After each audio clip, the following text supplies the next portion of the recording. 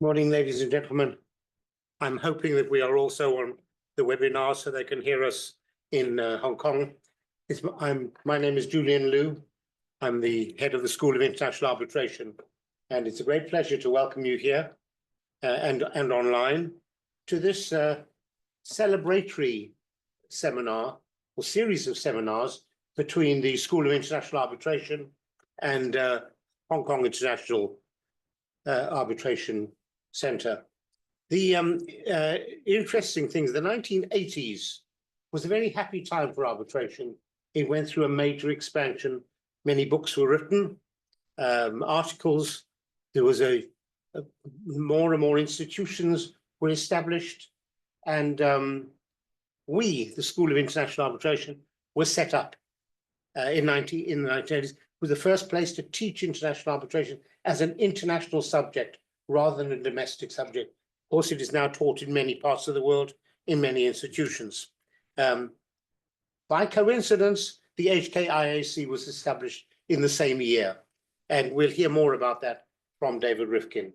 We'll introduce you to the speakers as we go, but in the middle of the table is David Rifkin, my co-moderator for today. David is an American attorney, an independent arbitrator, and was a partner for many years in one of the major American law firms. And we're delighted to have him here. And as far as on a personal level, he and I have been friends for many, many years. Welcome to our home at Queen Mary, University of London. You'll see that we have a large lecture room here and various other rooms upstairs. It's not the most luxurious of university facilities, but it works. The only problem is that whoever is standing here can only see this side of the room. But of course, if you walk around here, you can be seen on the other side of the room. So we have this difficulty, but as a teacher, one gets used to it. So what I want to just tell you a little bit today, the school was set up in '85. We probably have had in excess of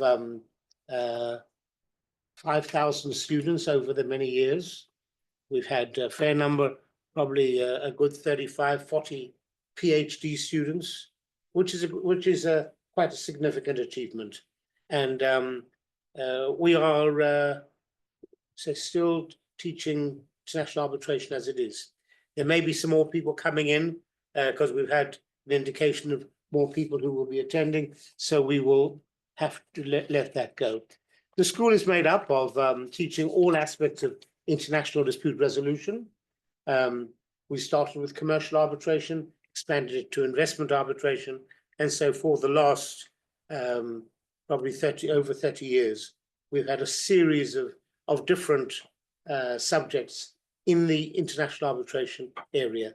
And the one thing I would say about international arbitration is an important element is this, that it is international.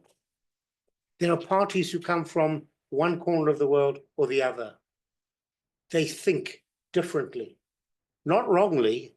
We may think wrongly, but not wrongly, because we're all influenced by the country from which we come. Lawyers are influenced by the jurisdiction in which we've been trained. And what our role is in international arbitration is to understand the other systems that exist. Because if you're doing the work, whether you're doing it as counsel, you're doing it as an arbitrator, it's important to really understand that people think differently in different contexts. And if you're going to operate, we need to understand that situation. We've tried to do that here, and that is now done, as I said, in many other institutions who are teaching international arbitration. For a long time, it was considered, it wasn't a subject, because you had an arbitration, it was a procedure. And because it was a procedure, and it took place in a particular country, where it was the procedures that you would expect in the courts of that country. And that's not the case in reality. Procedures have to be adapted and applied following the rules that have been agreed, the rules of the institution chosen, and also the nature of the case. And that's what arbitrators, in their main, try to do sometimes with the help of counsel, sometimes not with the help of counsel, but that is the role of an arbitrator. And that one of the issues is the question that we're looking at due process. So for this celebratory period, we at school, together with the officers of the HKIAC, we decided to try to look at some of the contemporary problems that arise that we all know about. And the fundamental that we're going to talk about today is the question of applicable law.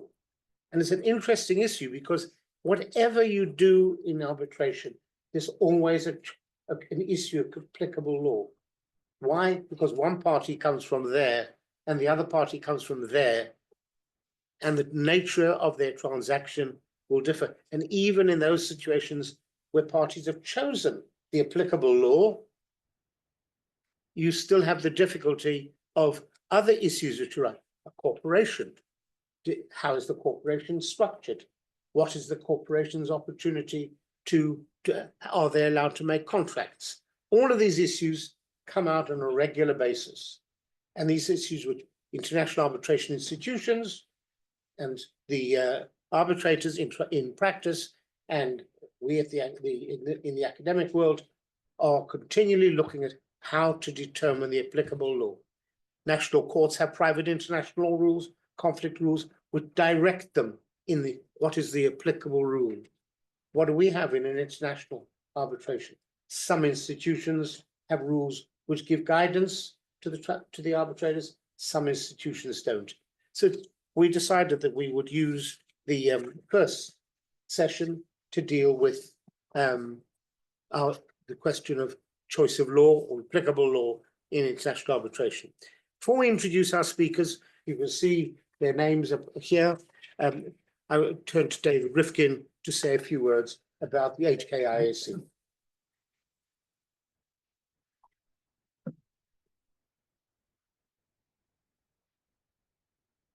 Thank you, Julian. Thank you for that excellent introduction. As you said, we have worked together and been friends, I think, for at least the 40 years that we were celebrating together of the HKIAC and Queen Mary School. It's my pleasure to welcome all of you, not just here, but all the many of you who are online to this first of 4 joint collaborations between the Queen Mary School of International Arbitration and the HKIAC. I am co-chair of the HKIAC along with Rimsky-Ewan, and we are also celebrating our 40th anniversary. Formed in 1985, headquartered in Hong Kong, the HKIAC. Press on the keyboard. Okay. We'll just go back to this one.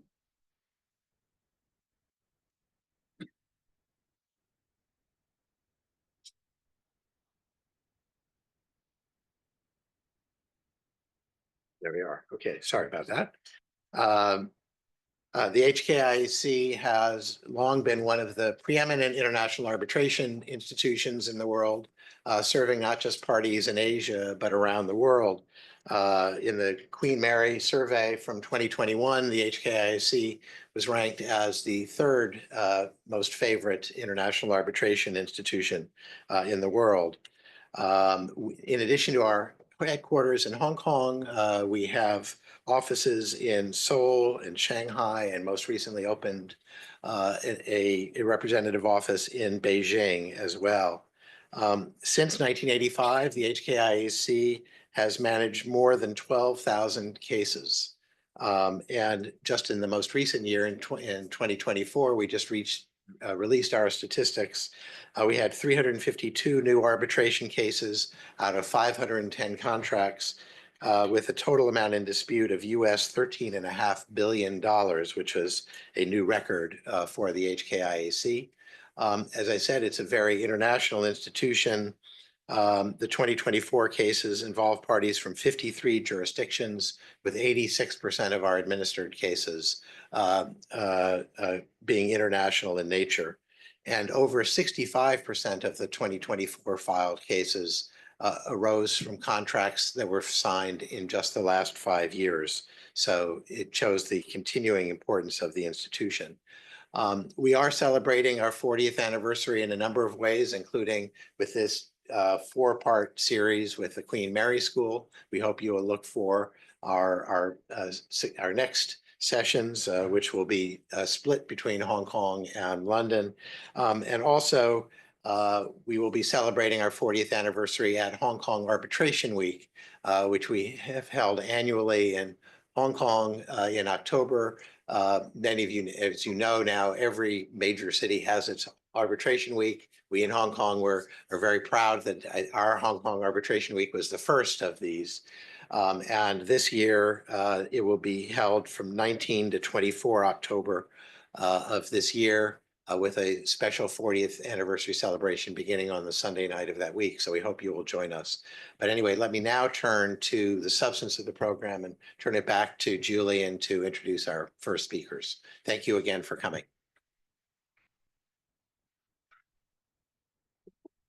Thank you, David. What we're going to do is hear from our four speakers for this morning.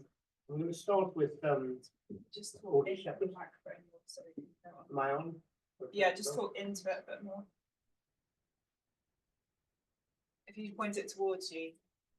Yeah, This way. that's it. Thank you.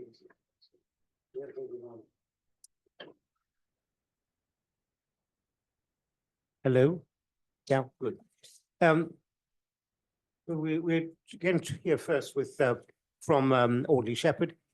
He is a full-time arbitrator. He was for many years the head of arbitration at Clifford Chance, one of the major law firms in London. And he's also very involved in different institutions as well as ICA, the International Commercial Arbitration Organization, former chair of the London Court of International Arbitration, and a member of the ICC court, worked with the ILA, and significantly also a good friend of the school. He's given lectures for us, participated in activities, and been advisor and help to us for many years. So we'll start by turning to Audley Shepherd.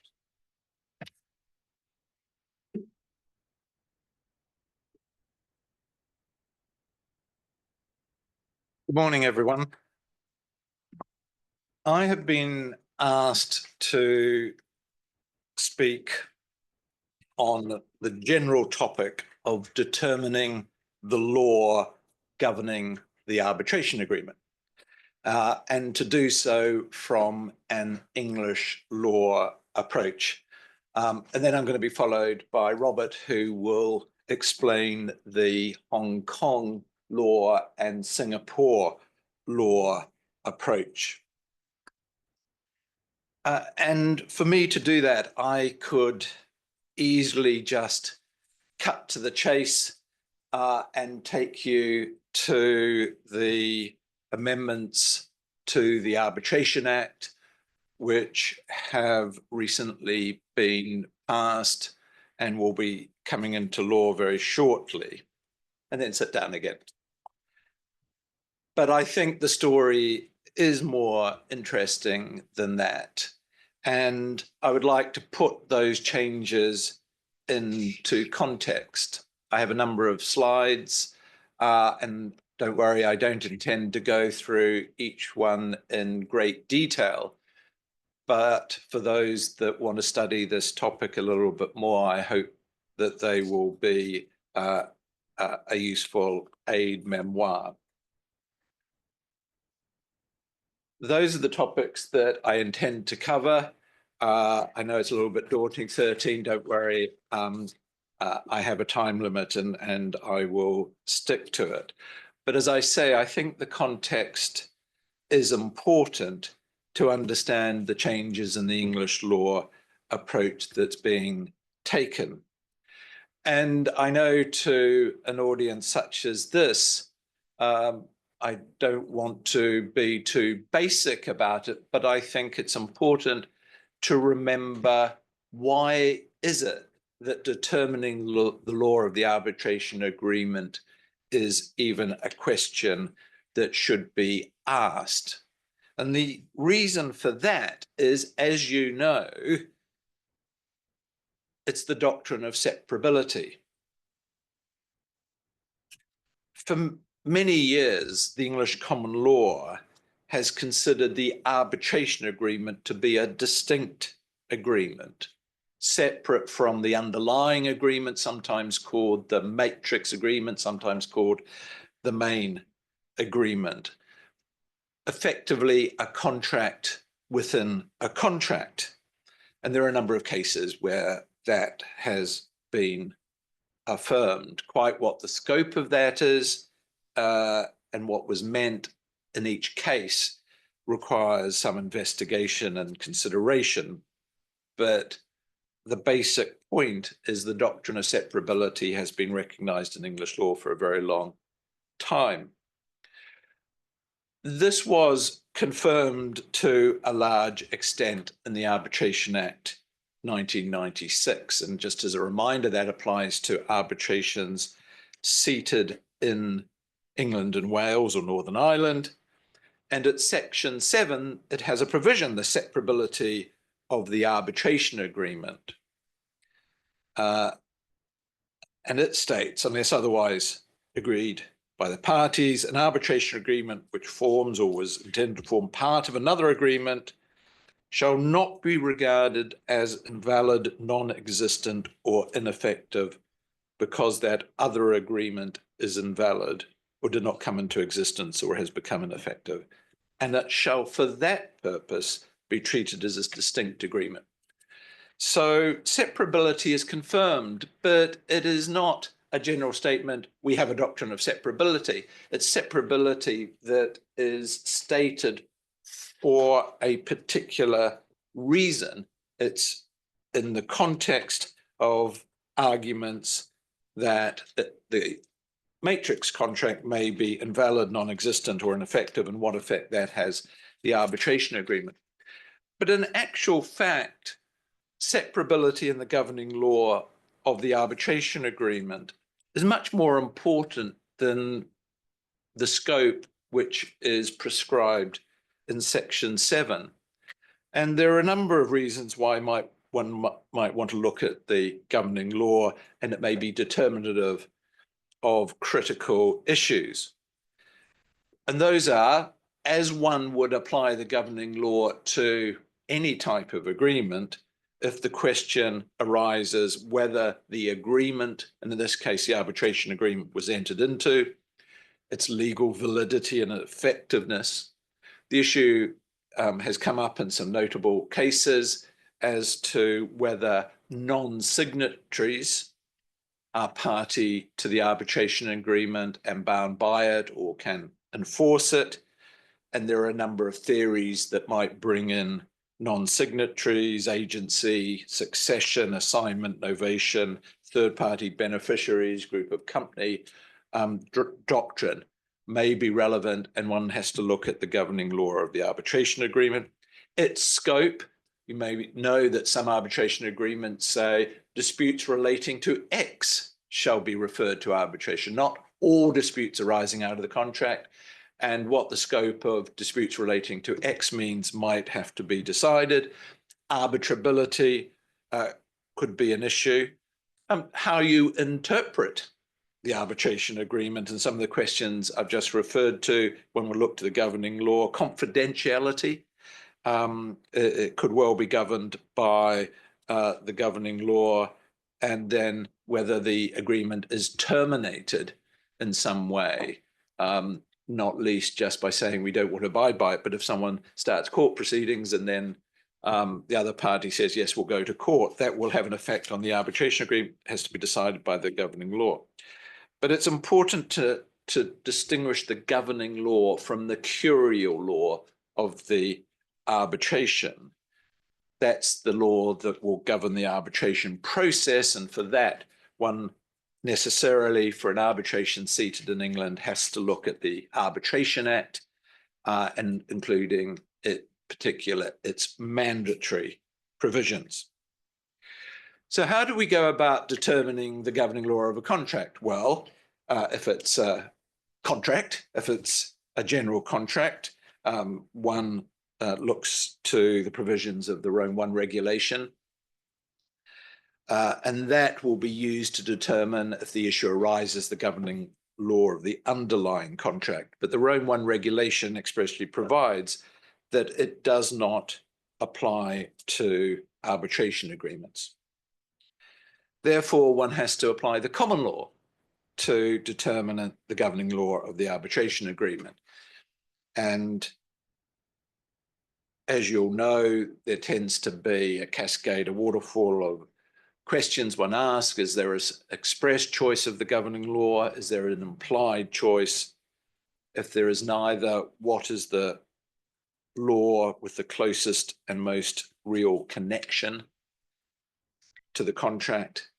And then in respect of certain types of contracts, there might be a default rule that will assist determining the governing law.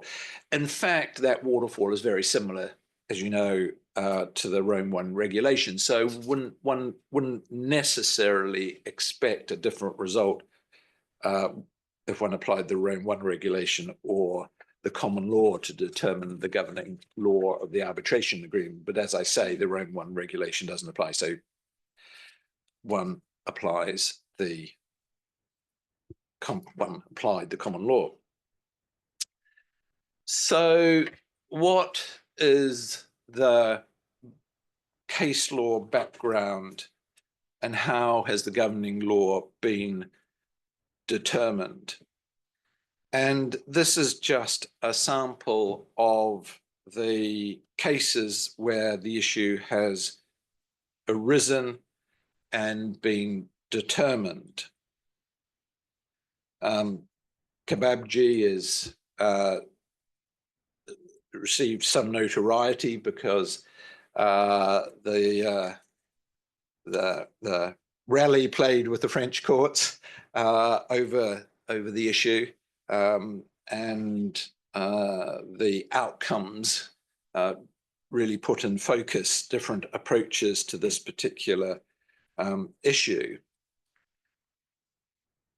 Just to go back and to explain Sul America. As a general statement, I can say that XL and C&D and other cases basically indicated that the English courts tended to favor an outcome which held that the governing law of the underlying contract, the governing law of the matrix contract, should be seen either as an express or an applied choice of law for the arbitration agreement. So Sul America comes along, gets the Court of Appeal. The governing law of the underlying agreement is Brazilian law. Okay, Brazilian law probably applies to the arbitration agreement. However, under Brazilian law, the arbitration agreement would have required the post-dispute consent of the respondent. Wasn't being given, therefore the arbitration agreement wouldn't have operated and would be ineffective, invalid, ineffective. So the court said, well, that can't be what the parties intended. They must have intended that the seat be the governing law, which would validate the arbitration agreement, the arbitration could proceed, and therefore they chose English law. People thought, oh my goodness, where are we? How are we necessarily going to be able to predict what the governing law is? And the LCA decided to clarify for the sake of its rules, and I'll come on to that in a minute. They then followed Kebabji, which at least in England went to the position that the governing law of the underlying agreement would be the governing law of the arbitration agreement. That was necessary to determine the issue, which were the parties to the arbitration agreement, and that resulted in a determination that Cook Food Group was not. But the the seat of that arbitration was Paris. And I won't spoil your suspense as to what the outcome was in separate proceedings in Paris. Then ENCA came along, another complex factual case. And I'm going to describe that in more detail because that essentially now articulates the common law position. But the governing law of the agreement was to be the governing law of the arbitration agreement. And again, it was relevant to the parties, the arbitration agreement and the issuing of an injunction. And then after that, UniCredit came along and it confirmed the same thing again. There was a Paris seat. As I say, these tennis matches often involve English law and Paris seats, but occasionally London seats and French law. I mentioned that the LCA decided to look at this issue, and it concluded in its 2014 revision of the rules, and you'll call this as after Sul-America, before ENCA, etc.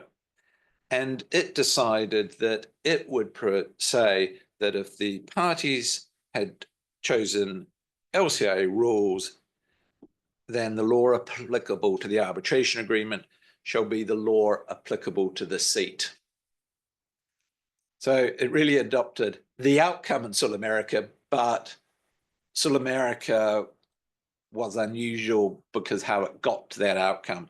It was moving away from probably the weight of authority, the weight of cases and decisions, and said, right, for predictability and greater certainty, unless the parties agree otherwise, then the arbitration agreement would be governed by the law of the seat. That was continued in the later revision of the LCA rules in 2020. I just ask you to note, because I'll come back to it very briefly at the end, the wording of the exception, unless and to the extent that the parties have agreed in writing on the application of other laws. So quite what does that mean? So on to ENCA. Now, ENCA is well over 100 pages, 293 detailed paragraphs, extremely thoughtful, a majority decision of Leggett, Hamlin, and Carr, and a minority of Burroughs and Sales, and came out of a infrastructure contract in Russia. And the court had to decide what the governing law would be. And the Court of Appeal went in favor of the governing law of the underlying contract, which I say, which is sort of basically that's where the majority of decisions stood. The majority of the Supreme Court, I really know that it's quite complex as to how the minority differed from the majority. But the Supreme Court confirmed that the waterfall should apply, starting with, have the parties made a choice of the governing law, express or implied, that the general rule is that the governing law of the underlying contract determines the governing law of the arbitration agreement. So same old, essentially. And the choice of a different country as the seat is not enough to negate that inference. There are possible negating factors. One of them listed was that the law at the seat provides that governing law of the arbitration agreement should be the same as the seat, i.e. what England now has after the most recent amendment. Then that was said in UniCredit not to be a negating factor and should forever be forgotten about, should be ignored, okay? And be serious risk that the arbitration agreement would be ineffective, i.e. saying, actually, Sir America made a very practical and pragmatic decision in saying no to Brazilian law, let's have English law. And then in the very recent and third edition of Mustel and Boyd, it is suggested that there's another negating effect or a negating factor, and that's the choice of institutional rules which provide for a fallback choice. So I mentioned the LCA rules. So if parties have chosen the LCA rules, it's saying, well, that probably negates the general rule. If there is no express or implied choice, then what is to happen? The question, as you'll remember in classic conflict of laws analysis, what's the closest and most real connection? Then the closest and most real connection to the arbitration agreement is the seat, and the seat would govern. What then became tricky and is really the heart of the difference between the majority and the minority is that the minority thought that there was no express or implied choice. They then went to stage 2 and decided it was going to be English law.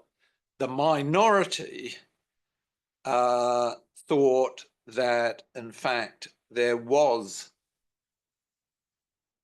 an implied choice, Russian law, and therefore Russian law governed the arbitration agreement. So really sort of very fact specific. And it is always quite difficult when you're doing what is an implied choice of governing law, because different people can reasonably put different weights on different indicators. Burroughs, as you might expect, is very sort of strong on his articulation of this point.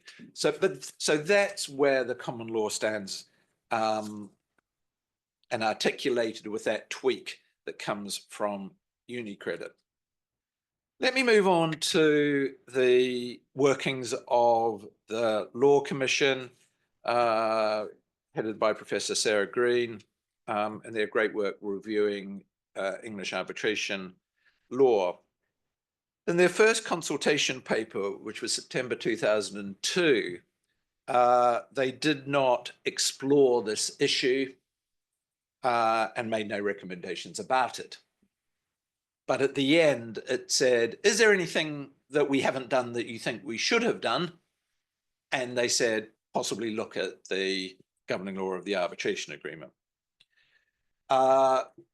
Various forces were then marshaled to say, yes, yes, yes, anchor is not acceptable.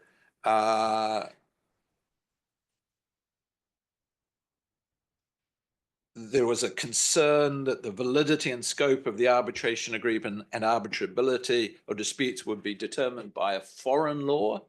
My goodness, that's an arbitration seated in London, but the governing law of the underlying agreement is, heaven forbid, French law.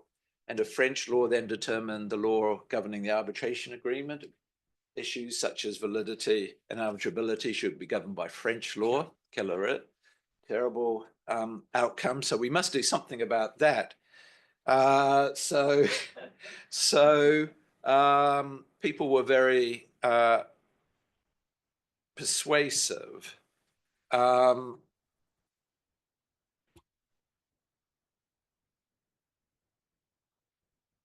And their second consultation report, March 23, the Law Commission was persuaded to say that they provisionally concluded that there should be a reform, i.e. prescribe all other things being equal, no express choice, then it should be the seat which determines the governing law.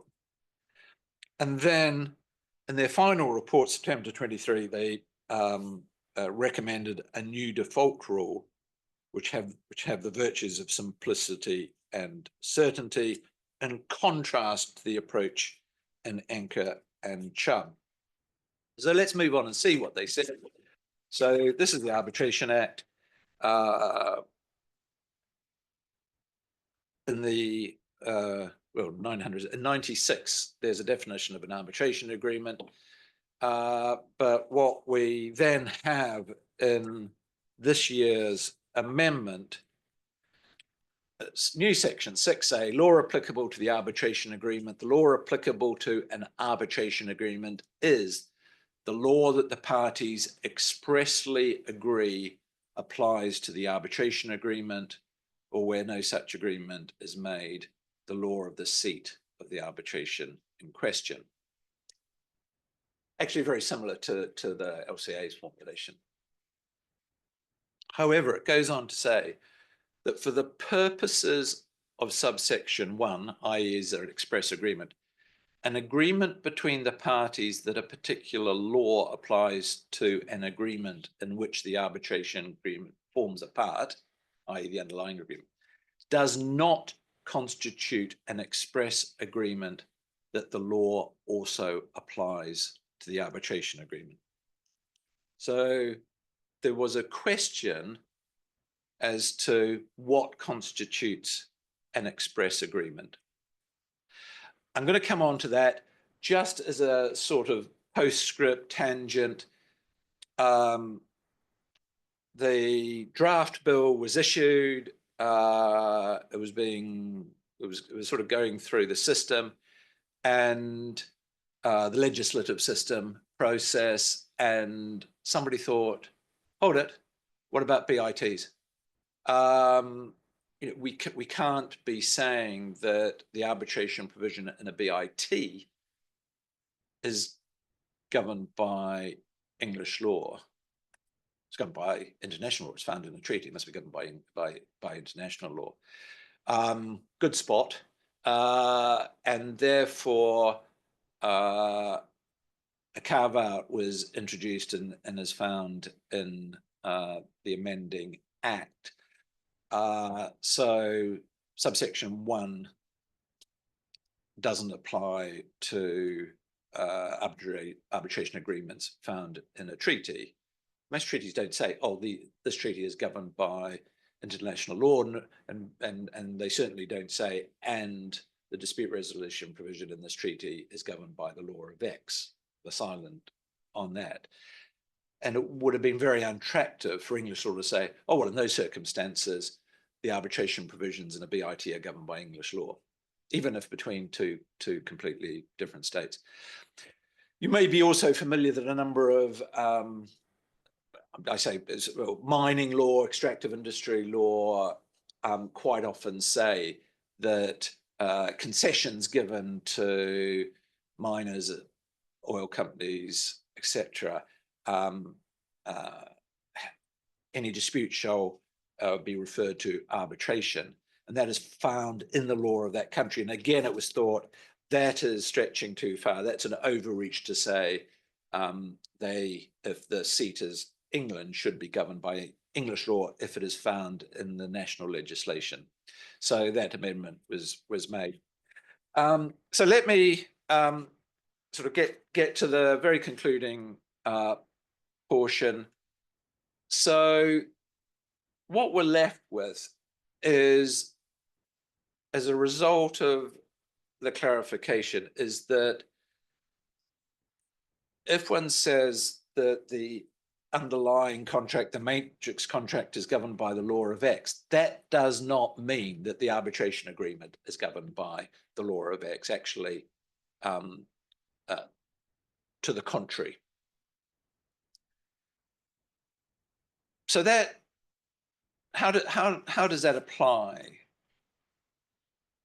Quite a lot of contracts will say, as clause X, quite often have a governing law heading, this agreement is governed by the law of Ruritania. In a different clause, they'll say arbitration or dispute resolution or whatever. All disputes shall be referred to arbitration in London under the LCA rules. Applying the exception, applying the amendment to the Act, X1 does not apply to X2. There is no express choice of law as to the agreement to arbitrate. Thus, it'll be the seat with this wording, London. Just look, then, so what the example B I've given, clause Z is headed governing law and dispute resolution. Z1 says this agreement is governed by the law of Ruritania. Z1 said all disputes to LCA in London. Is that an express choice of the governing law of the arbitration agreement? Discuss. What say, as some do, it goes further and it says this agreement and all its terms to be governed by the law of Ruritania. Is that enough? Is that an express choice of law of the arbitration agreement? Discuss.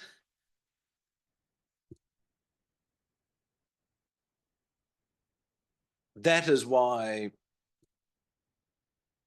the arbitration community advises its transactional colleagues to, when express means express, stick it into the arbitration agreement itself or the cross-reference. So you actually say, this arbitration agreement shall be governed by the law of Ruritania, if that's what you want.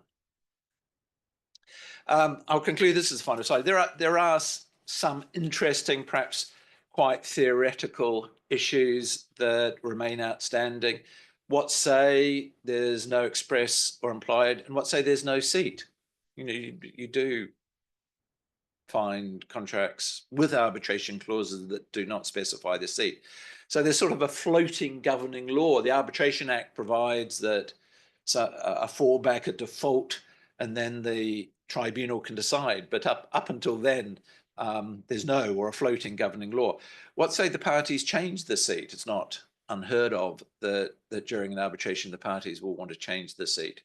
What about the governing law of multi-tiered dispute resolution clauses? We've been talking about arbitration agreement, but often they are preceded by the parties should negotiate. If not, then the parties should attempt mediation. If not, then arbitration. What we've been talking about is the governing law of the arbitration agreement, but the governing law of the other provisions of such a multi-tiered dispute resolution may be governed by a different law. Could be conflict. Who knows? I haven't seen it in actuality, but it's possible. And then does reference to the LCA rules override section 64A? That needs a footnote. That picks up what is said in Mustel and Boyd, that the choice of specific arbitration institutional rules may be a negating factor to the general rule. You remember me mentioning that. So incorporating the LCA rules, is the LCA rule, I won't take you back to it, but is the LCA rule different to the now Arbitration Act rule? The Arbitration Act rule is that there has to be an express choice relating to the arbitration agreement. Is the LCA actually different? Does it accept that there needs to be an express choice, but it doesn't need to be specifically in relation to the arbitration agreement? That is my example, sort of B and C. Applying the LCA rules, might one conclude that there has been an express choice of governing law, the arbitration agreement, which wouldn't satisfy the Arbitration Act, but would satisfy the LCA rules. I'll leave you with that and hand over to Robert to give the Hong Kong and Singapore perspective.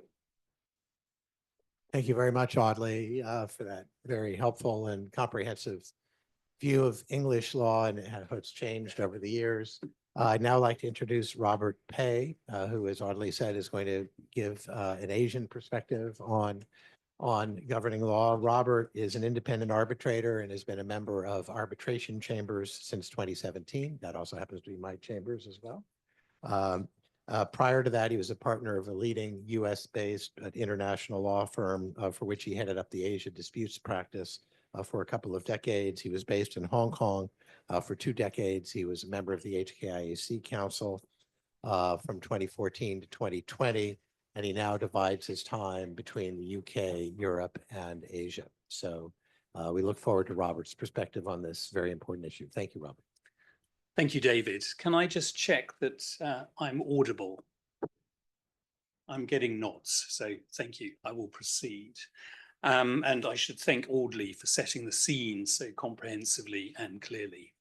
As described, I was asked to talk about the position in Hong Kong, and being a glutton for punishment, I offered also to cover Singapore. Now, given the time available, I will focus more of my effort on Hong Kong, and I will come on to Singapore, and to the extent necessary, we can cover it further during the panel discussion afterwards. And with both jurisdictions, it's important to be aware that English law, English case law, common law is of persuasive authority. Now, obviously, English statutes are not, and that's why this change in the law in England is of interest and perhaps significant in Hong Kong and Singapore as well.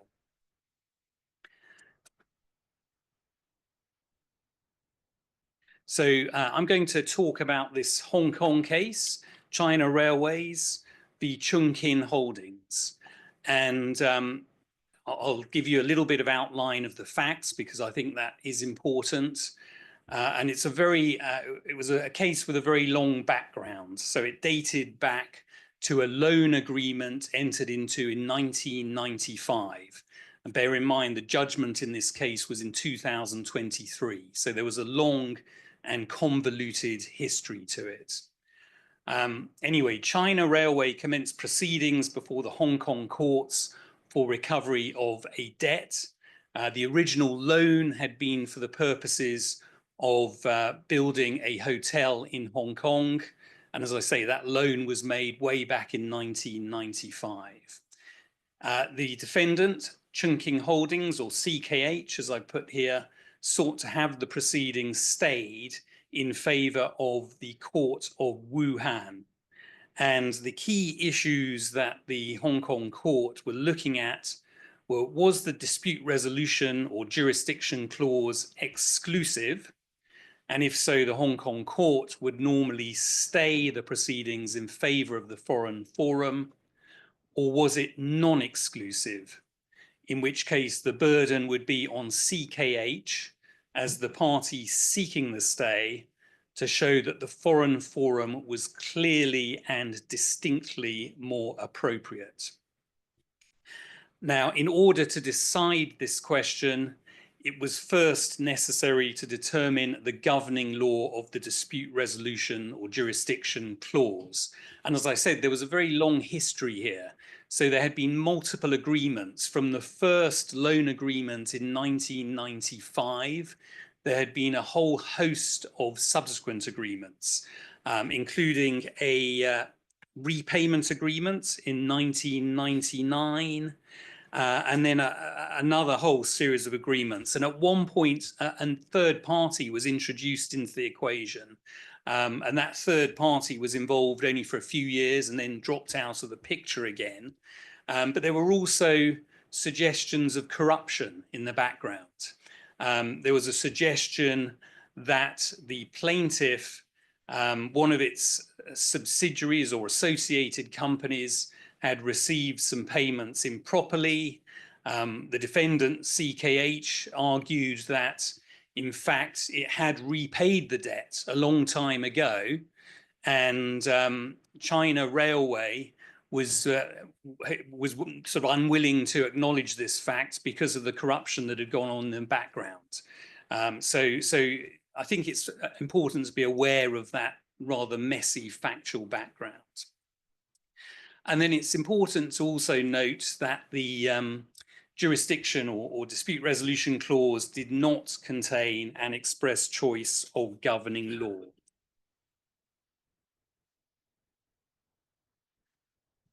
So what happened when the case went to the Court of First Instance in Hong Kong?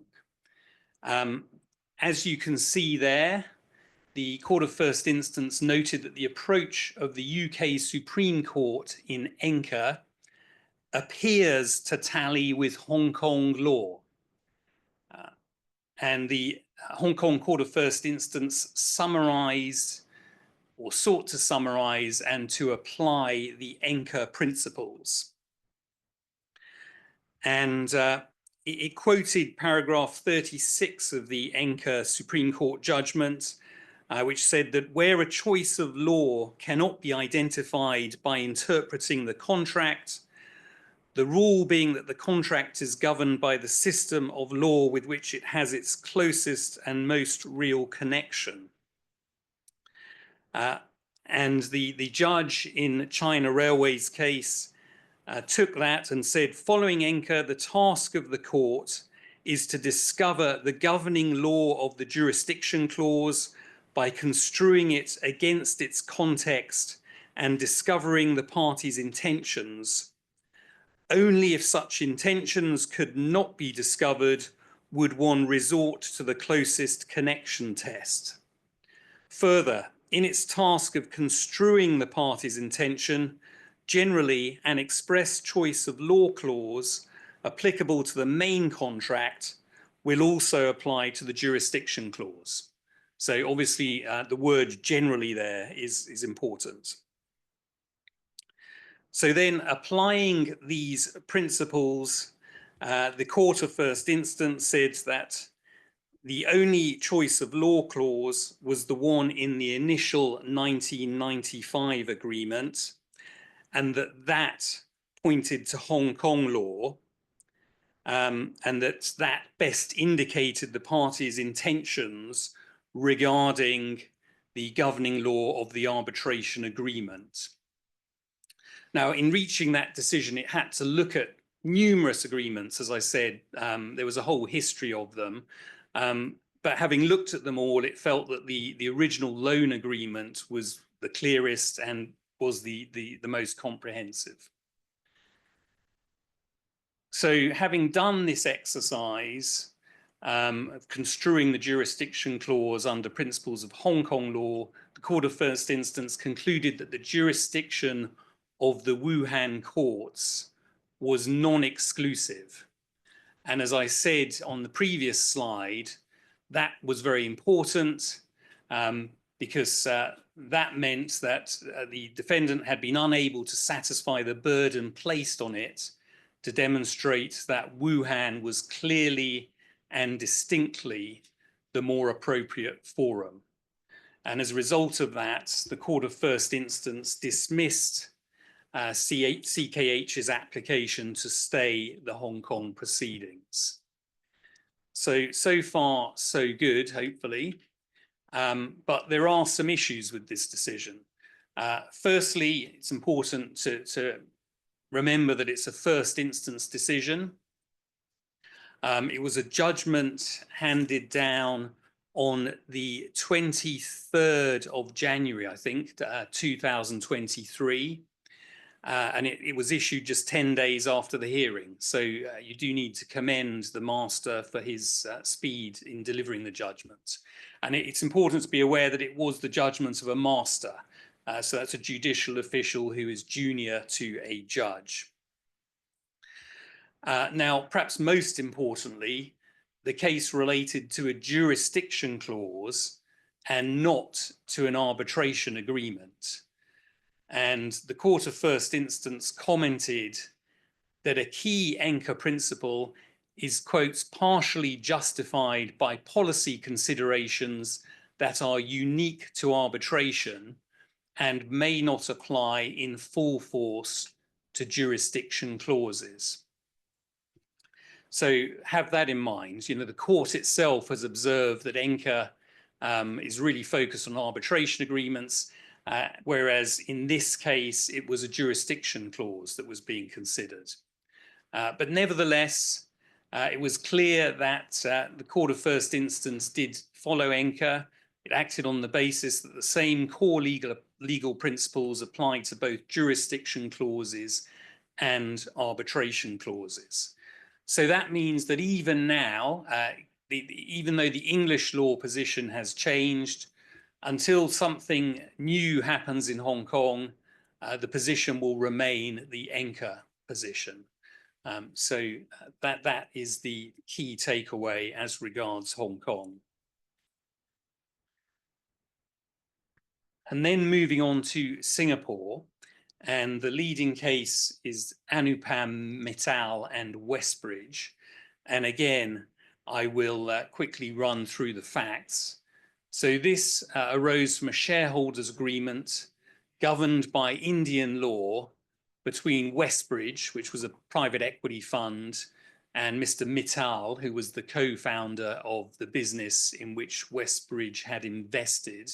And from memory, I think it was a wedding business. Now, there was an ICC arbitration clause in the agreement providing a Singapore seat of arbitration, but that clause did not specify the governing law of the arbitration agreement. And Mr. Mittal chose to bring a minority oppression action before the National Company Law Tribunal in Mumbai. This was after the claimant, Westbridge, had sought to enforce its rights to exit from its investment and was, I think, relying on some drag-along provisions. So anyway, Mr. Mittal went to the National Company Law Tribunal in Mumbai, and it's important to be aware that the NCLT is the only body under Indian law able to deal with minority oppression, so oppression of minority shareholders.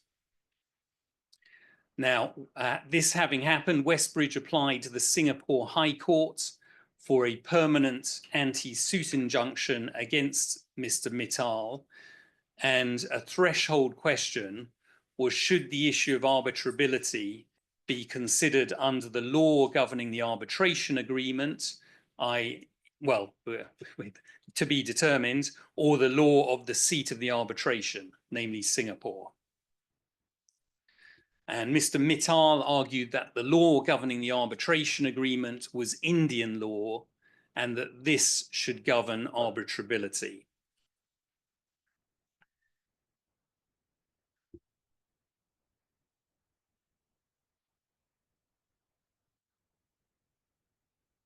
So the case went to the Singapore Court of Appeal, and they issued a judgment slightly over 50 pages long. It was a very impressive bench.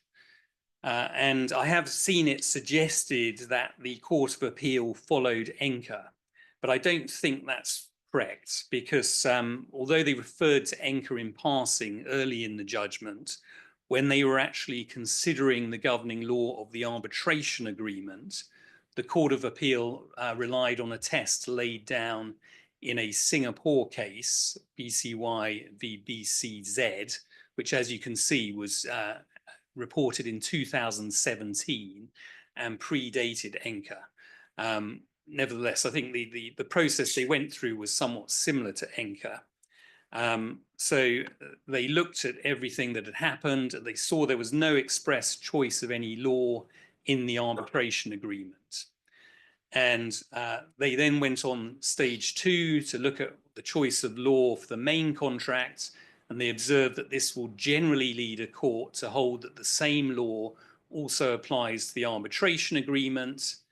but there were sufficient indications in this case to negate that implication. And the indications that they relied on most heavily were that the parties had expressly chosen arbitration, and they had chosen to resolve disputes, including the kind of disputes that were in issue, by arbitration. Now, if you look at the judgment closely, some of the reasoning seems a little bit circular, but I may come on to that in more detail shortly. And they said that Singapore law had the most real and substantial connection with the arbitration agreement in the shareholders' agreement, given that Singapore was the seat of the arbitration.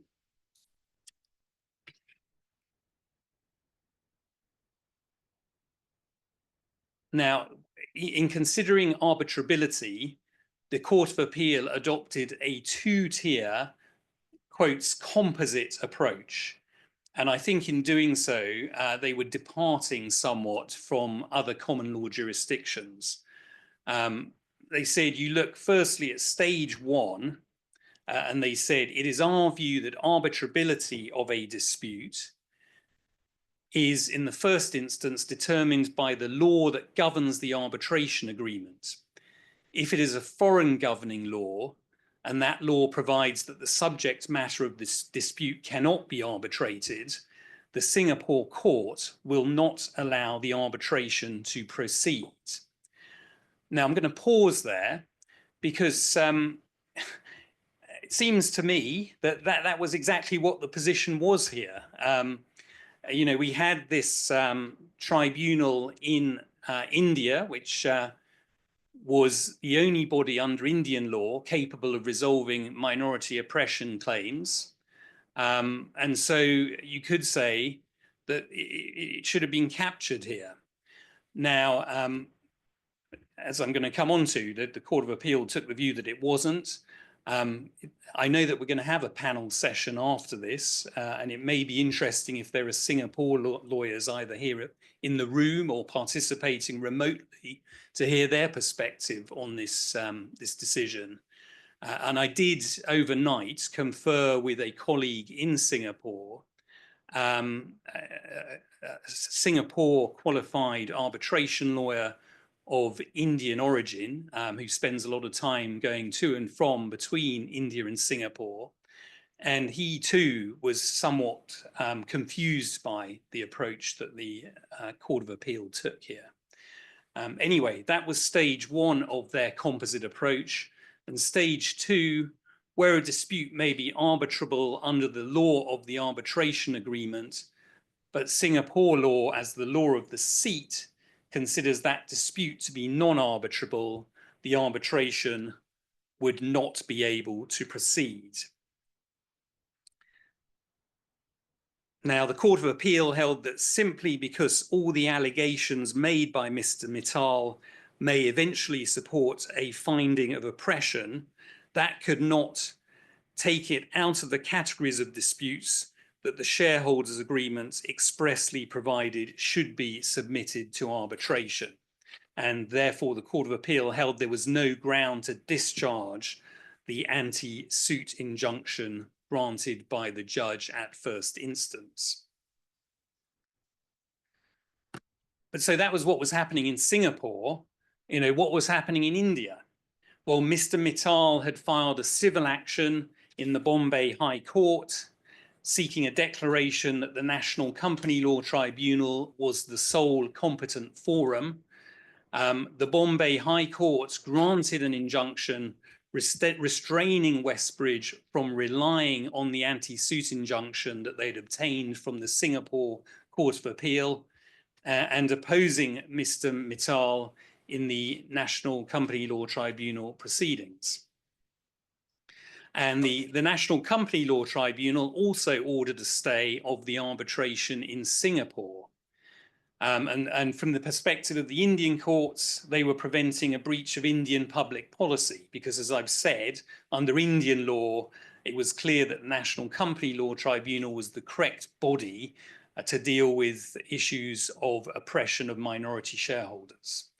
This prevented enforcement of the Singapore order in India. So you have this clash between the Singapore Court of Appeal and the Bombay High Court and the Indian National Company Law Tribunal. So all rather messy. And it will be interesting if, as I say, during the panel session, if any Singaporean lawyers would like to comment on this case. One of the suggestions that was coming out of India was that this was somehow Singapore trying to protect its own turf. I think a Singapore lawyer would take a different view and would say, well, this was the Singapore court standing up for arbitration, saying that, you know, if parties agree to go to arbitration, then that's where they should go, and they should be made to go there forcefully. So where does that all leave us? Well, Audley has covered some of this, well, a lot of it very clearly already. I mean, the long and the short of it is, if you want to avoid all these problems, then, you know, put your, in your arbitration agreement, include expressly what the governing law of the arbitration agreement is. You know, don't put that, don't rely solely on what is said in the, to govern the contract as a whole, put it actually in the arbitration agreement. And I've put up here the model clause in respect of the HKIAC administered arbitration rules 2013. And you can see there that if you look down, then it says very clearly and expressly, the law of this arbitration clause shall be, and it has offered a possible default option of Hong Kong law. Now, this was way back in 2013, and anyone here may correct me, but as far as I'm aware, this was the first time that an institution had been quite as explicit about this. So hats off to HKIAC for that. Now, they also had a note that accompanied that, which I have not included on the slide, but the note says, the law of the arbitration clause generally governs the existence, scope, validity, interpretation, performance, breach, termination, and enforceability of the arbitration clause. It does not replace the law governing the substantive contract, which I would say is clear and concise. So there we are. We're now left with these major common law jurisdictions having slightly different approaches to this issue. You know, we have the English Arbitration Act now governing in England. We appear to have ENCA still governing in Hong Kong, although that's based only on a first instance decision relating to a jurisdiction clause rather than an arbitration agreement. And in Singapore, it's slightly unclear. You know, ENCA appears to be viewed still favorably, but they've also gone on to have their composite test when it comes to looking at arbitrability, which, as far as I'm aware, is unique to Singapore. So it's slightly messy. I think it gives lots of scope for our civil law commentators to tear apart the common law position, but I will be interested to hear what they have to say. On that note, I will finish. Thank you very much.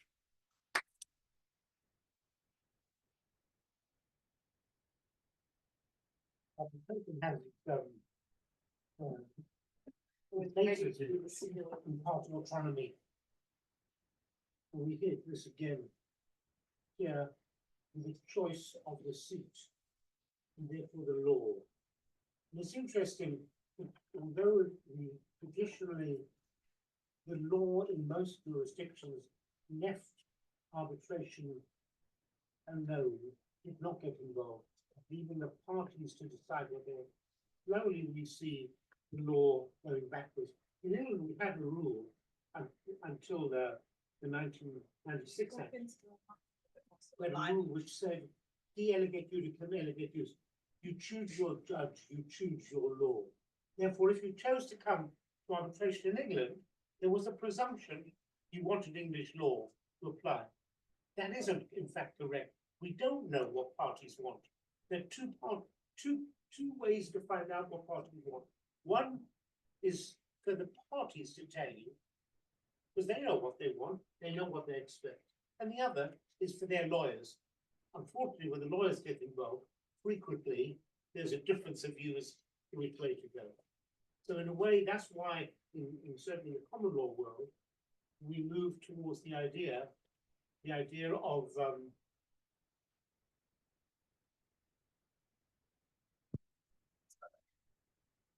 we move, hopefully my voice will carry, we move to the idea of having this law with which the contract has its closest and most real connection. And I believe there was also a similar doctrine of localization in France.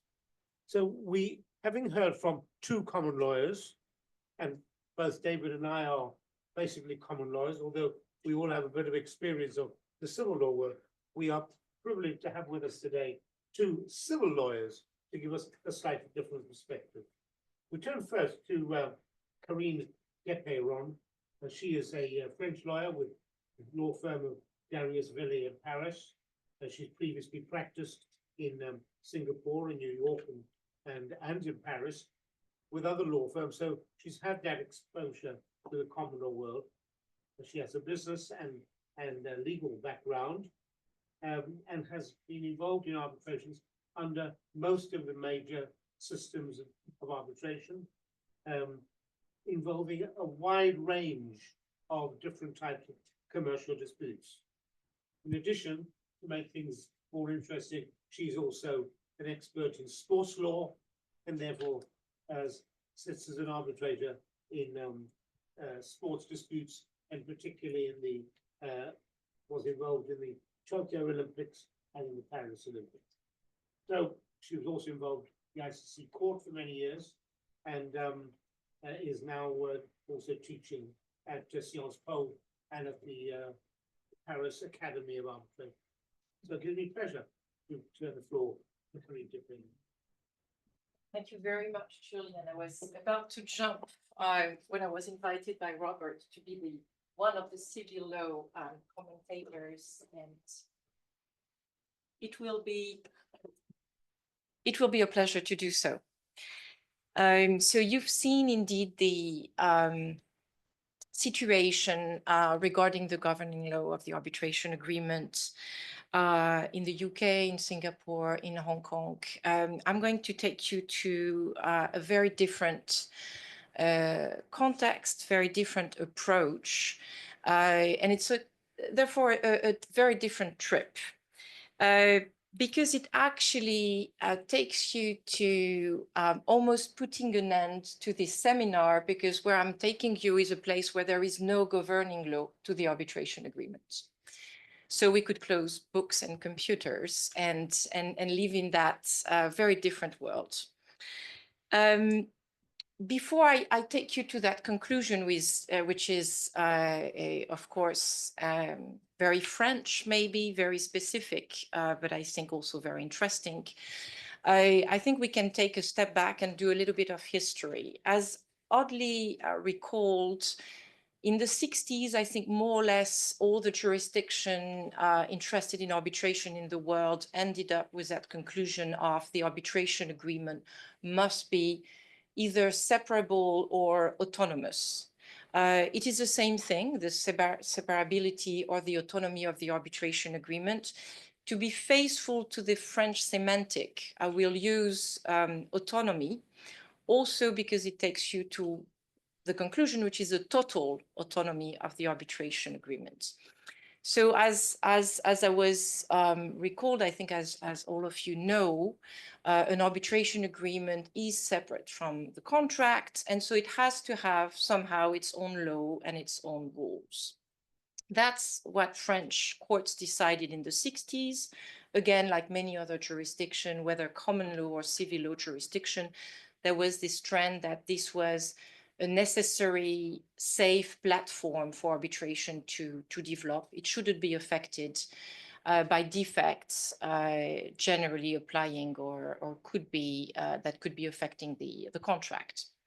So we had our Gosset case in the 60s. We went into the total autonomy, this notion of a total autonomy in the 70s, until we got to 1993, which is really the landmark case that, taking from this notion of the arbitration agreement is completely autonomous. It has to be so autonomous that it is distinct from the contract, that it can have its applicable law, but more than that, we decided, or at least the French court decided to say that it can be free from any national law. So that's the Dalico case. It's really a landmark case.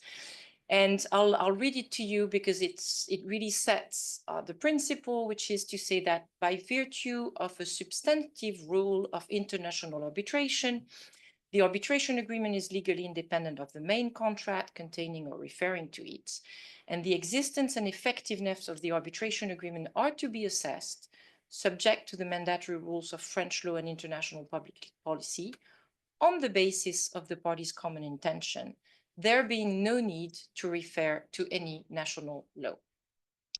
So we do consider that the arbitration agreement is subject to autonomous substantive rules, which we call in French règles matérielles, and that these rules are enough to decide on its validity, on its perimeter, on its scope, generally speaking.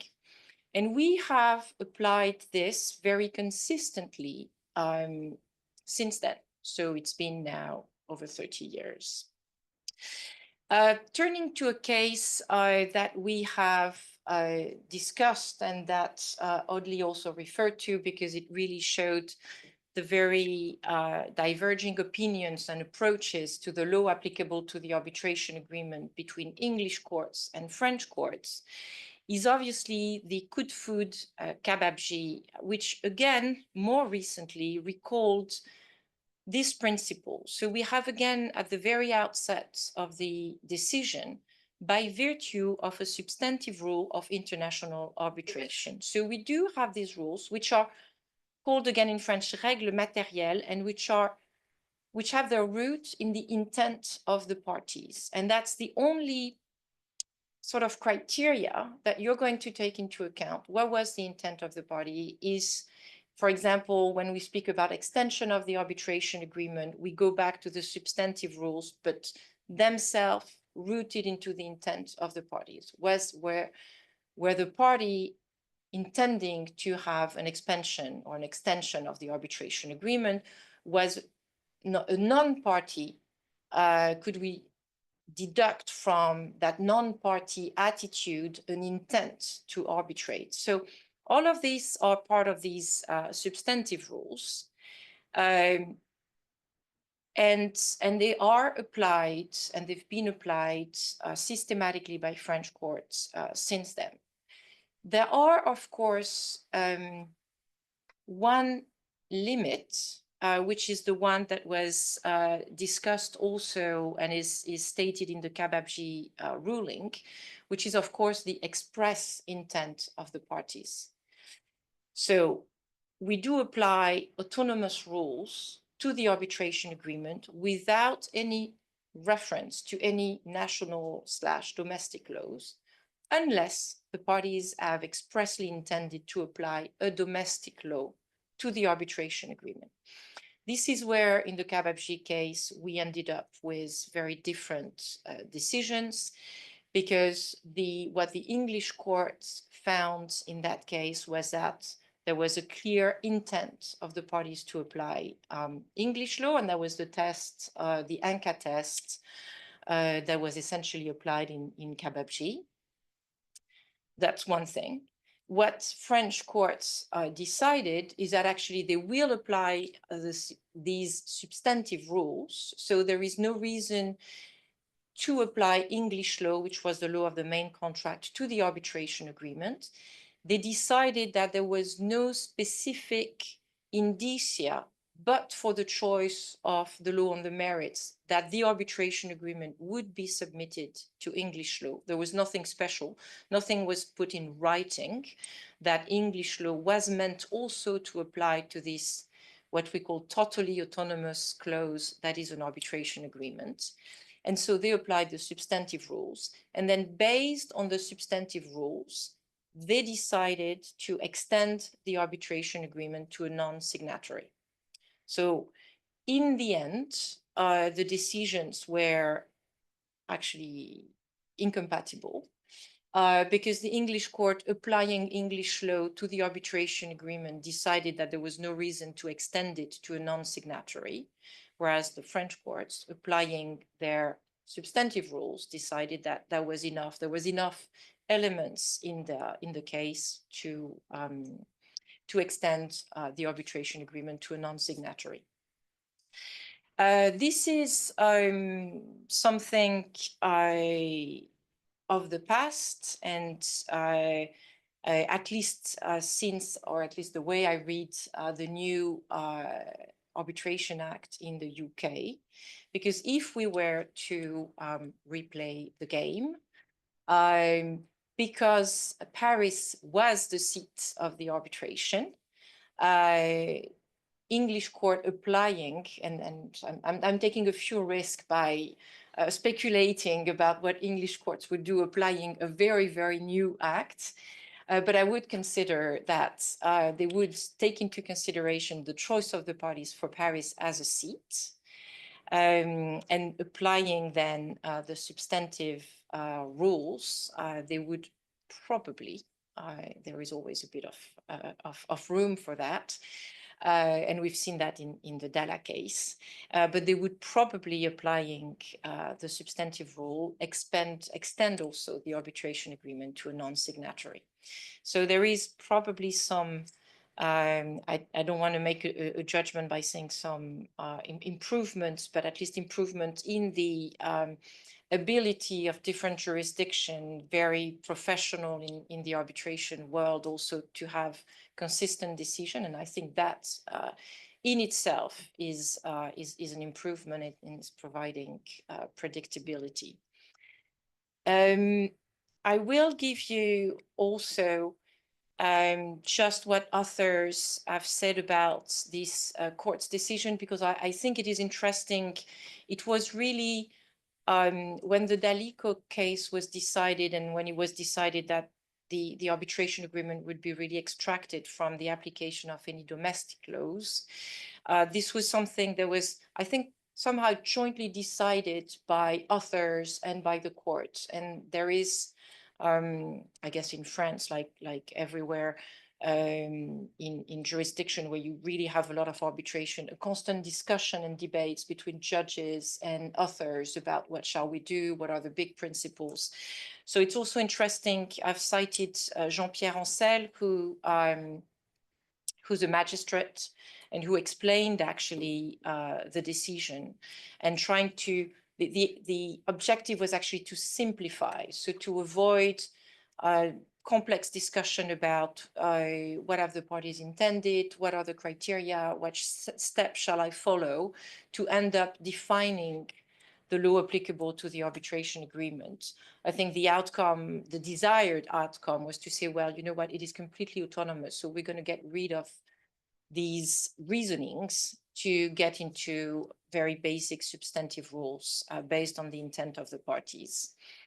And that's what, so Jean-Pierre Ancel, who was a judge and went to the Supreme Court after, and his son is actually also a Supreme Court judge, and is working these days on the project of the French reform of the arbitration law.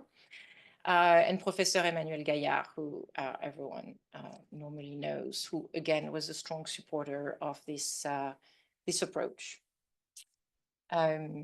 And I think I will end up my comments from a French law perspective here.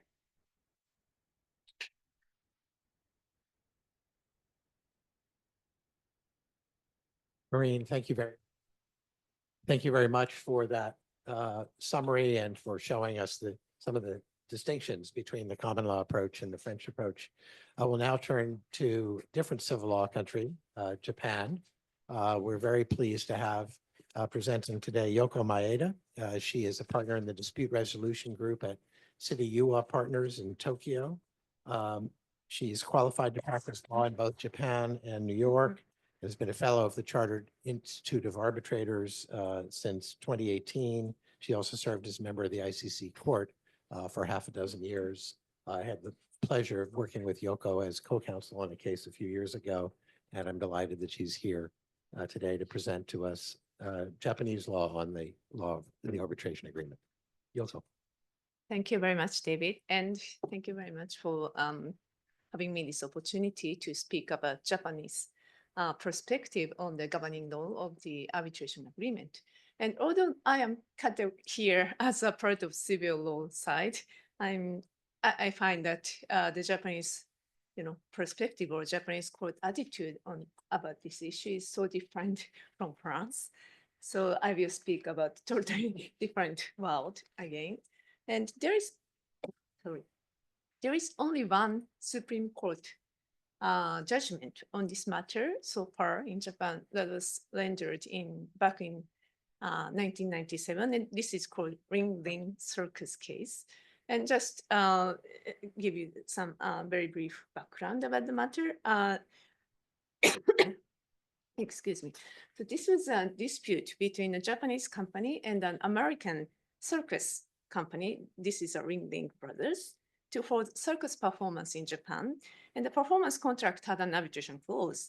But the Japanese party later filed a lawsuit in Japanese court against the representative of the Ring Brothers, and arguing that the representative had committed some fraud and related the contract.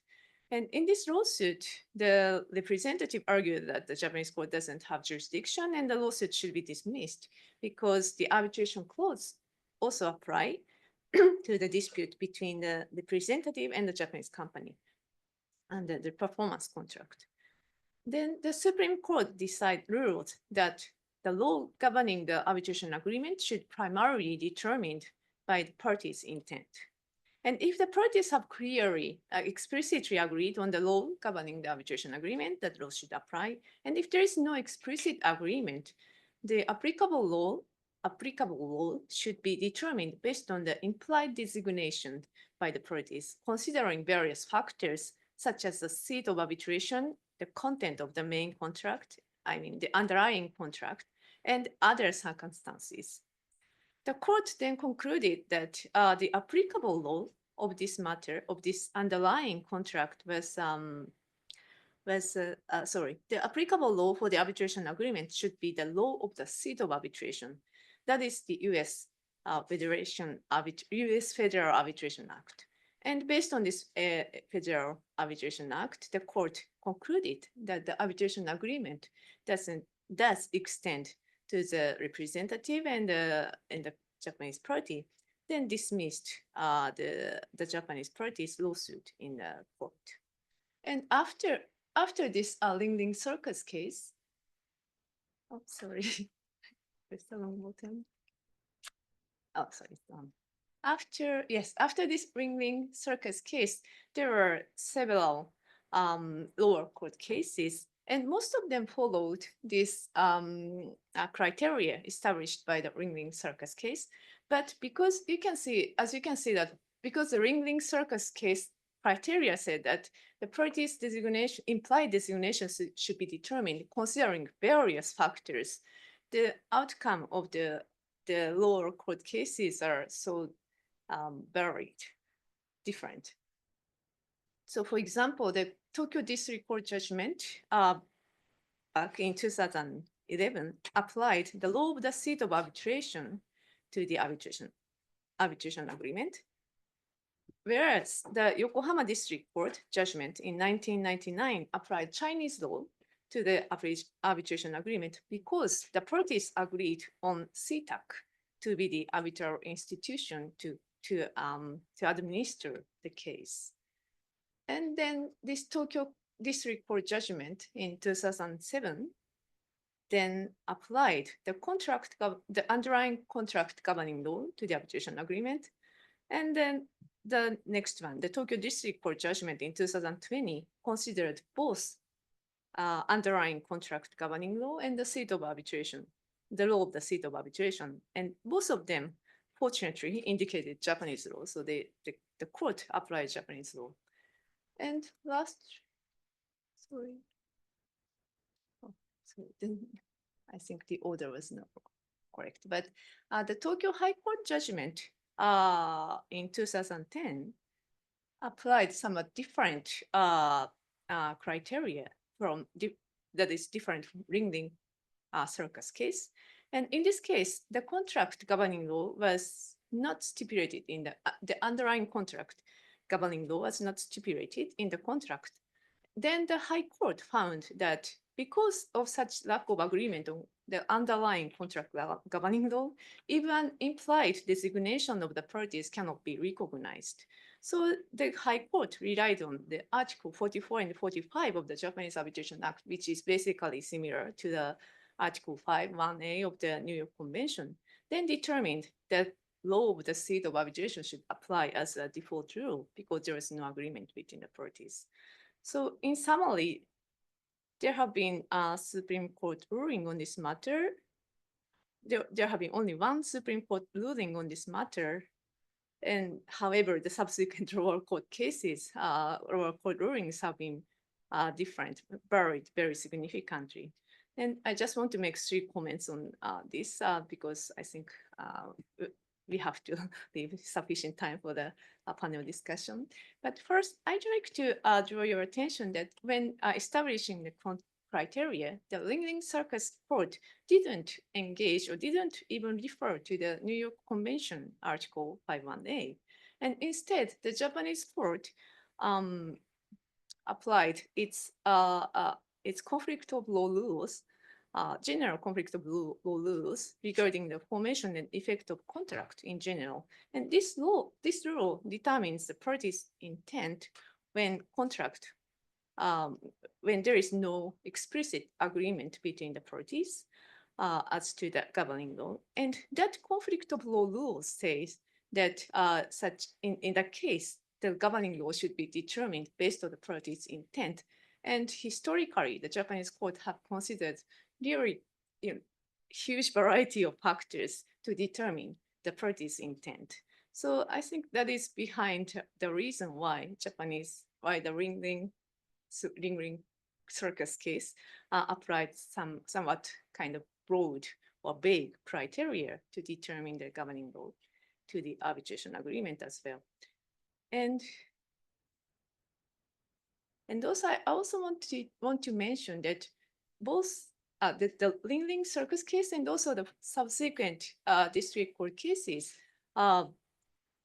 most of them took into consideration the law of the seat of arbitration and also the underlying contract law. But fortunately, so far, probably, there has been no circumstances that the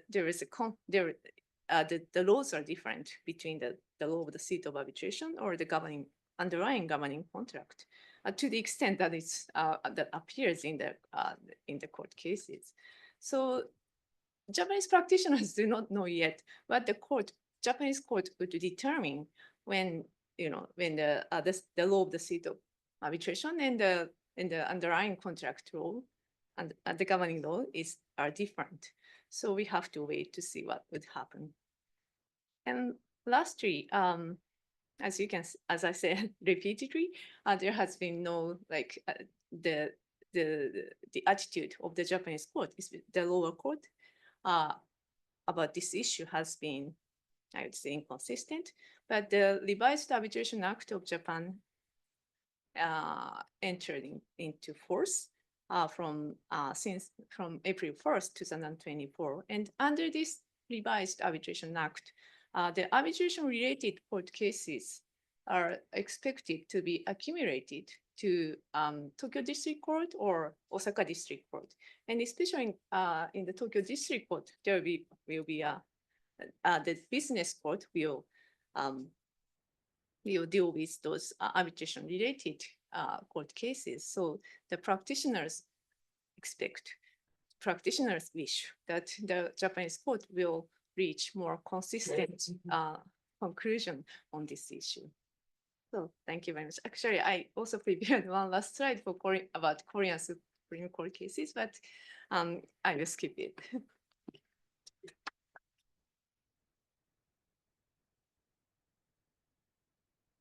Thank you very much, Yoko, for that summary of Japanese law, and thank you to all of our speakers for their excellent presentations. Given the hour, we thought we would first offer those here in person and those online. I understand we have a couple of hundred people online, the opportunity to ask any questions of our four speakers. So let me ask for anybody in the room, or if you have a question online. If you have a question online, great. Yes. Okay, so the first question from online is, what is your view on hybrid jurisdictional clauses? Anybody want to tackle that? Audley, Robert? Bad idea. Do you want to first describe what you think of as a hybrid clause before you say it's a bad idea? Audley. Yeah. What is a hybrid jurisdictional clause? I mean, it could mean where it could mean the scope of the arbitration agreement is not all inclusive. So I said some arbitration clauses might say disputes relating to X refer to arbitration, but there are some types of disputes thus falling outside the scope of the arbitration agreement. There's sort of another way of that may be actually more typical is that the contract might say any dispute relating to the quality of gas shall be referred to an expert. And then there's a little expert determination provision. All other disputes are referred to arbitration. So limits. So that makes sense so long as one can articulate what it is that is being referred to the expert. Then there's those where you find all disputes shall be referred to the courts of Ruritania, and then somewhere else, all disputes shall be referred to arbitration. And that they come up more often than you kind of expect, and you sort of know what's happened, that somebody's taken the precedent from something or other and then cobbled together a precedent from somewhere else and hasn't sewn them together particularly well. Doing that is just bad. Then there's the tiered dispute resolution provision where you might have mediation going off to jams in the US, and you might have arbitration in Paris.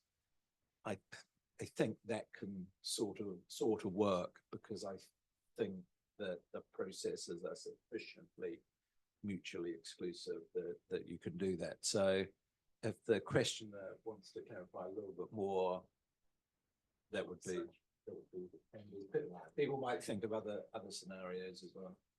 Anybody else on the panel want to comment? Rob?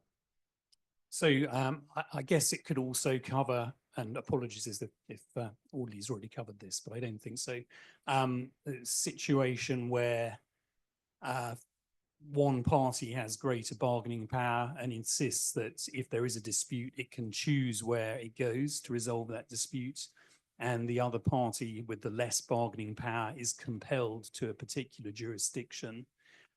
So that would be where there's a sort of bargaining imbalance between the parties. My understanding is, I think it would be a possibility under English law or Hong Kong law, but when you come to enforce anything coming out of that clause, you may encounter difficulties in the enforcement jurisdiction, where there are some jurisdictions where I believe they don't recognize such clauses based on an imbalance of bargaining power. And when you give that example, it reminds me of some clauses that I used to see more often, but I don't see so much now, which is if one party chooses arbitration, the seat shall be that of the other party, and vice versa. And if you had that kind of a scenario, it would be very hard to apply the current English Arbitration Act provision. I guess, or I guess you would say that the party's intent was that the law of the arbitration agreement would be whichever one it ended up in. But the problem with that clause, of course, is that it ends up with a lot of jockeying as to who's going to file first when there's a dispute, rather than just getting on with it. Anyway, before we turn online, any questions in the room? Yeah.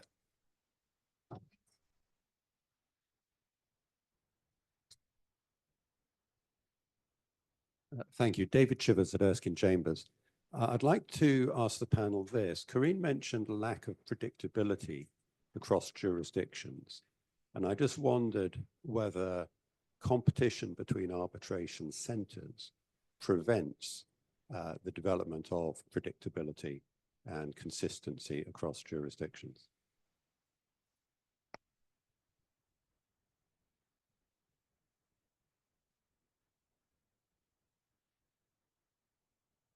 When you say arbitration centers, do you mean cities or institutions?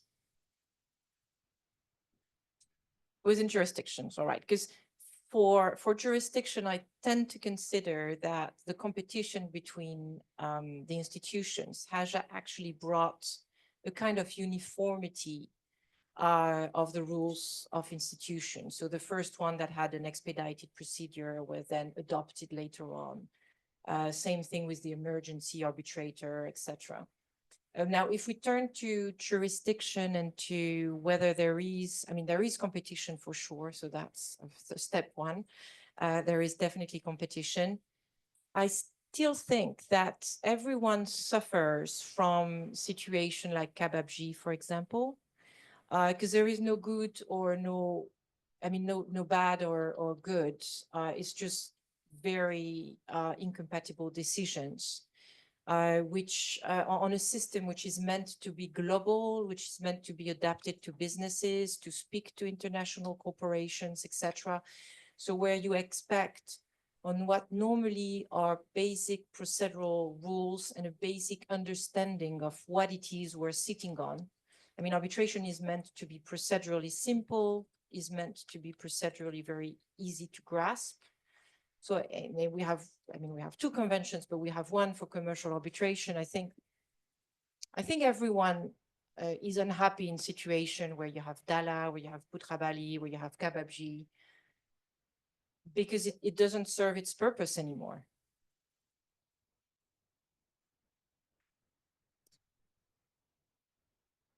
Just to supplement that very briefly, I guess I think the answer probably is yes to the question. And what one sees to some degree is some jurisdictions in places like Hong Kong or Singapore, where English law is of persuasive authority, are very keen to show themselves to be strong seats of arbitration, and perhaps in some ways to show very clearly that they have great ability as well. And in so doing, perhaps that also can introduce a level of inconsistency. So I touched on the fact that the Singapore judgment that I took us through introduces the composite test that is, as far as I'm aware, is not adopted elsewhere in the common law world, and seems to be born of Singapore, illustrating as it is that it's very, very pro-arbitration, arbitration friendly. But yes, that is perhaps introducing a bit of inconsistency with other common law jurisdictions. Let me just add one thing. I agree that there is competition, but that competition is determined, or the choice within the competition, generally by the parties or their counsel when they're putting in an arbitration agreement. And I think most of the institutions, they see more problems than we lawyers do, because they have dozens, if not hundreds of cases that come into the institution, and they see where there's a problem that arises, and they try to look to deal with that. And then all the institutions jump on the bandwagon to adopt it in their own way, because they're all trying to provide a service. The real difficulty, I think, is the approach of the courts in the different jurisdictions. because you could have very good rules, but some courts feel more comfortable intervening, questioning the way arbitrators have dealt with something. And I don't mean from the point of view where they're challenging the existence of a valid arbitration agreement or some other mandatory provision or even due process. But sometimes when they're looking to find a way round an award, because arbitrators, the judges don't like that. And I think that is where people notice, and it was very noticeable in this country 25 years ago, for the 1996 Act, where the courts were known to be more interventionist. And as soon as the law was changed to make them less interventionist, lots of arbitration came this way, which weren't, of arbitration that weren't coming this way before. Are there any other questions? Charles Livingston from 36 Stone. Mr. Shepherd, thank you very much indeed for your presentation. I have just one question for you. Why, I very much admired your advice that there should be an explicit choice of law clause for arbitration agreements. Why do you think in practice one finds so few of them in contracts? They choose the governing law for the merits, but not for arbitration. Have you any explanation? Thank you for the question. I think it touches on a very important practical point. And to be honest, I am speculating, but I think of the many issues that transactional lawyers have to grapple with when they are negotiating sophisticated contracts. The governing law and the debate we have just had is not one that is at the top of their minds. So, you know, my experience has been solely in a certain type of law firm and having a certain types of transactional colleagues. And the experience is that generally, and I've heard it on other panels, and my colleague will probably agree, they'll pick up a precedent. There's lots of operative clauses that they'll have to negotiate, and the client may have a view, litigation, arbitration from England or Hong Kong. And that's it. And so long as the precedent provides, so it's incumbent almost by the arbitration experts to make sure the precedent has it. But I don't think it will naturally occur. And I'm not at all seeking to be unfair to transactional lawyers. To your question, I think predictability is good. I think 6A provides a predictability that is to be admired. The problem I've always had with it, and the reference sort of marshalling the forces, and those forces were particularly marshaled by Brit Court, but and I articulated the Law Commission a concern, the one that you mentioned. I don't think transactional lawyers think like that. I think transactional lawyers think as the common law position reflects. If I say in my contract, this agreement is governed by the law of Ruritania, they're kind of going to assume the whole of the agreement. Now, they'll of course accept that there may be mandatory laws here and there that you can't contract out of. They'll sort of essentially know that, and depending on how industry specific their practice is, they should know what those are, and they were probably not dealing with consumer contracts. We might be, or unfair contract terms and stuff. They'll know that, but when they see that clause, they're going to think it applies to Y.1, which is the arbitration clause, and then you find, well, actually, the seat is France, which is, of course, a very popular choice internationally. It worries me a bit if let's not, because arbitration is so pro-arbitration. Ruritania has some arbitrability doctrines that would then make that particular dispute non-arbitrable seated in Ruritania. Have my transactional colleagues been negligent in not having gone to a Ruritanian lawyer and having got advice on the arbitration clause? So I perhaps are theorizing a little bit too much, but I have concerns that by kind of forcing this predictability because it works for the arbitration world, there is a tension. It's somewhat at odds with how contracts are actually made. Maybe it's a question of educating transactional lawyers that they, or of course, if you pick up Roberts, if you pick up the HKIAC, well, it's there already. So copy and paste, but we know that transactional lawyers don't always do that.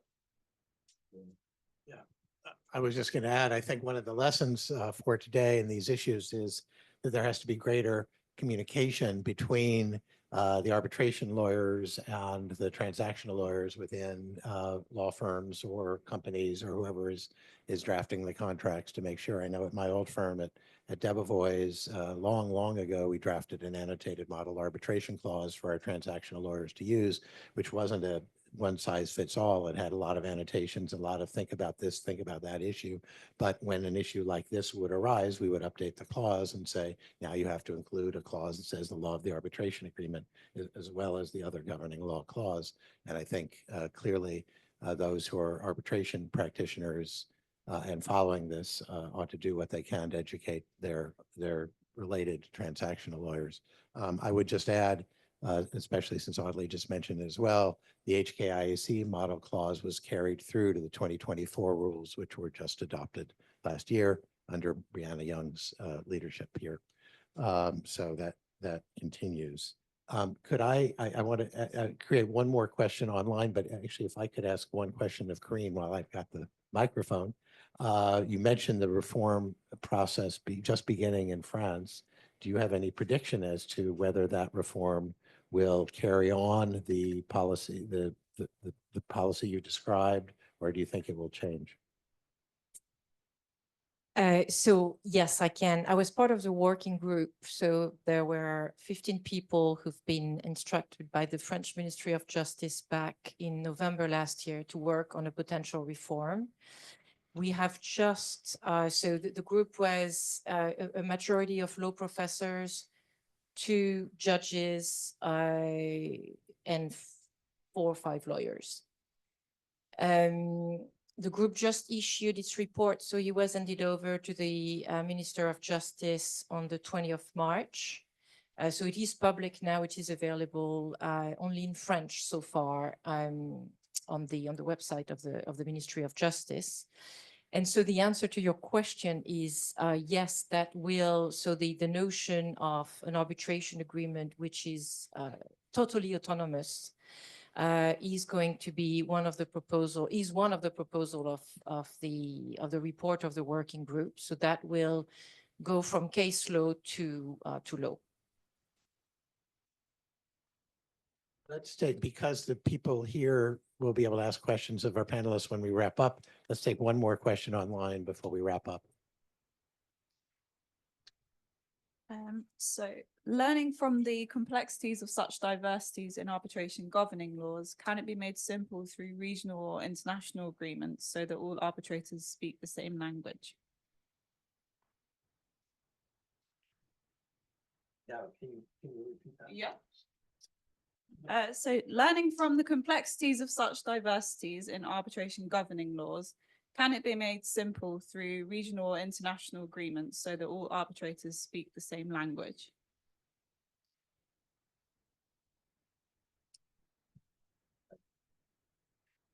I mean, I think it would be a stretch to amend the New York Convention for that reason, although if it was going to be amended. I suppose the best way of doing this through the inter-trial model law is going to be the most lingua franca of arbitration laws and foundations that would get broadest uniformity.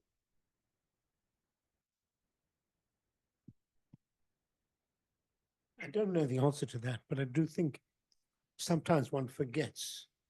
Arbitration institutions that were mentioned earlier are very conscious of this. And it's the competitive point. The users, the big corporations, the governments, they have a choice. They have a choice of arbitration or not. They have an arbitration choice of ad hoc or institutional. And they will exercise that choice if they're not satisfied with the system that is offered. And the lawyers keep abreast of the difficulties and the advantages and the problems that arise under different systems. And I think that is one of the reasons that's what upholds arbitration, because it's the users out there who actually ultimately drive the industry and will walk away if it's not performing. The very fact that we see, I looked for statistics the other day, looking back 40 years, HKIAC was only started, so it had nothing then. The only one institution that really had real arbitration was the ICC. They had numbers. Now look around the world today. There's a lot of arbitration institutions. Some of them have big numbers, some of them have smaller numbers, but they're all getting arbitration. That tells us that in the main, the businesses are happy with the arbitration system. We shouldn't get lackadaisical about that, but we see the positives.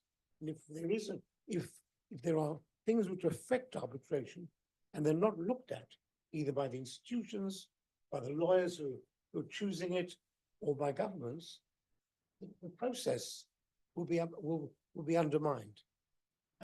So I think that in some ways might go towards that question. We're all the time. I think we can take probably one more question. Lady. Bing Yan from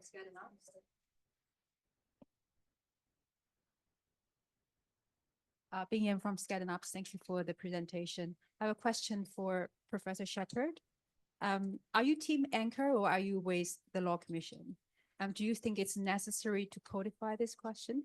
Because my personal view is that it totally deprives the freedom of the court to interpret what is parties' implied intent or the closest connection clause. And if you look at the French approach, it's basically saying, I'm doing whatever I want. It's a national rule of set of rule. And if you look at the Swiss approach, it's basically a validation principle.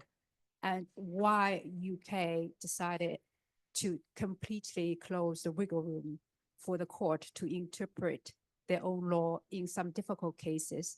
For example, the Kababaji case, I think it will, if the court reached some other different decision, it will be quite peculiar for English lawyers to accept that.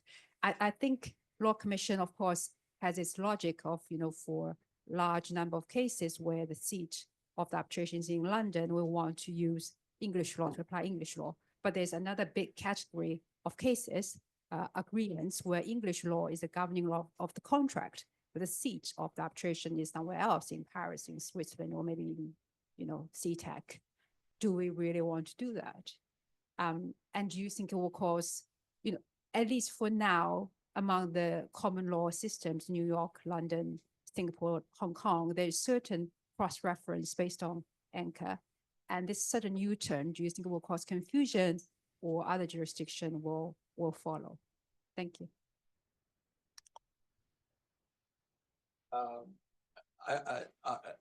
On balance, I was team anchor for the reasons that I gave, because that I think that reflects the reality of how transactional lawyers approach it.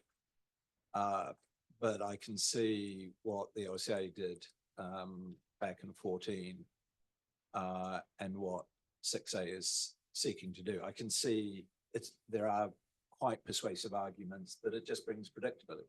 And at the end of the day, clients, do they sort of care? They'll care in a particular dispute if there's an Indian company board looking at it. But generally, clients want to know: is it the governing law of the underlying contract, or is the law to see? Just tell us, and we won't have an argument, and we won't spend money having lawyers fight over it. We just want to know. Just make up your mind, arbitration world. and will proceed. So I can see there is much merit in a 6A, but for the reasons that I said at the time, I was team anchor, and I think it's interesting that maybe Hong Kong got there first. LCAs followed. There's a degree of there's a combination of self-interest, which you've alluded to, and a degree of sort of pragmatic common sense. If you're an institution in London and your default is the arbitration agreement is going to be governed by the law as which for LSA is the vast majority, over 80%, is going to be seated in London. If you see the parties arguing about the scope of the arbitration agreement or one of the other things that I listed and Robert's referred to, if you know it's going to be governed by English law and you're sitting, not seated, you're familiar and you've got on hand in your governing board and your people that can advise you English law, you're just going to feel more comfortable. So there's pragmatic reasons as to why it should be the default. The LSA rules, the Hong Kong rules should be the law where they are. And there's a degree of self-interest because then if there is a fight, it's going to be done in London and that's good for the London arbitration ecosystem.